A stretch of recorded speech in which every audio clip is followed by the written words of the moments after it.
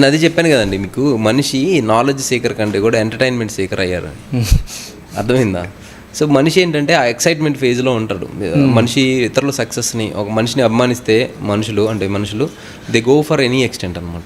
So అభిమానిస్తే, అదే మనిషిని ద్వేషిస్తే వాళ్ళు ఇంకా డిగ్నిటీని కూడా కోల్పోయి దాన్ని ట్రోల్ చేసే స్థాయికి వెళ్తారు. అయితే ఇక్కడ ఏమవుతుందంటే, మనిషికి మీకు చెప్పే కదా, ఆలోచన సామర్థ్యం, సృజనాత్మకత సామర్థ్యం, క్రియేటివ్ కెపాసిటీ కిల్ అయిపోయిందని.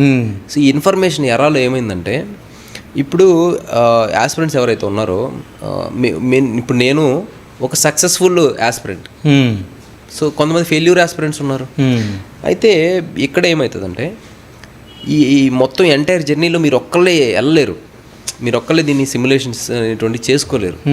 అది చేసుకుని నోట్స్ ఒకళ్ళ దగ్గర తీసుకోవాలి. కరెంట్ అఫైర్స్ ఇప్పుడు మీ టాపర్స్ కూడా మీరేం అవసరం లేదు, సెల్ఫ్ ప్రిపరేషన్ చేయొచ్చు అని చెప్తారు, ఇలా చేయాలి. కానీ వాళ్ళు చెప్పేటువంటి స్ట్రాటజీ ఎలా ఉంటుందంటే, కోచింగ్ మెటీరియల్స్ని మీరు తీసుకొని చదువుకోండి అని చెప్తారు. ఓకే, అంటే directly or indirectly you are relying on coaching environment అనమాట, ఎకోసిస్టమ్.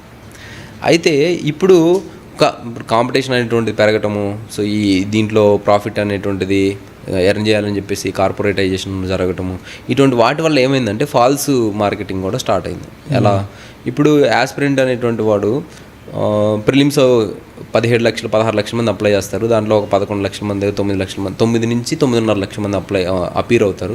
దాని తర్వాత దాంట్లో ఒక 14,000 మంది ఇంటర్వ్యూకి మెయిన్స్కి సెలెక్ట్ అవుతారు. దాంట్లో మళ్ళీ ఒక 2,800 3,000 మంది ఇంటర్వ్యూకి సెలెక్ట్ అవుతారు. అంటే ఎక్కువ కష్టం ఎక్కడ ఉంది మీకు, ప్రిలిమినరీ దశ నుంచి మీకు ఇంటర్వ్యూకి రీచ్ అయ్యేంత వరకు ఉంది.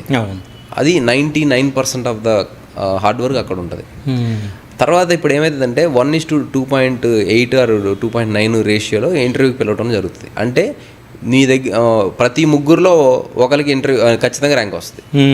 అప్పుడు ఏమవుతుందంటే వీళ్ళకి ఇంటర్వ్యూ పట్ల అవగాహన ఉండదు, యాస్పిరెంట్స్కి ఇంటర్వ్యూ పట్ల అవగాహన ఉండదు, అక్కడ ఏమవుతుంది ఏమన్నీ తెలియవు. అప్పుడు మాక్ ఇంటర్వ్యూస్కి అటెండ్ అవుతారు. ఈ మాక్ ఇంటర్వ్యూస్కి అటెండ్ అయిన తర్వాత వాళ్ళు ఏం చేస్తారు, ఇప్పుడు ఆ రికార్డింగ్ స్టూడెంట్కి ఫీడ్బ్యాక్ ఇచ్చి నువ్వు ఎలా పర్ఫామ్ చేసావు చూడాలంటే నీకు రికార్డింగ్ కావాలి. సో ఓకే ఇవ్వండి అనుకుంటారు. అలా రికార్డింగ్ చేసిన తర్వాత ఈ హాఫ్ అన్ అవర్ 1 అవర్ వీళ్ళకి మాక్ ఇంటర్వ్యూ తీసుకుంటారు కదా, అప్పుడు వీళ్ళు కూడా నా స్టూడెంటే అని చెప్పి క్లెయిమ్ చేయడం జరుగుతుంది. ఓకే, కానీ వాళ్ళ నాలెడ్జ్ బిల్డింగ్, ఈ కష్టమంతా యాస్పిరెంట్ మీరు ఫస్ట్ నుంచి పడి ఉంటాడు. ఇదొకటి.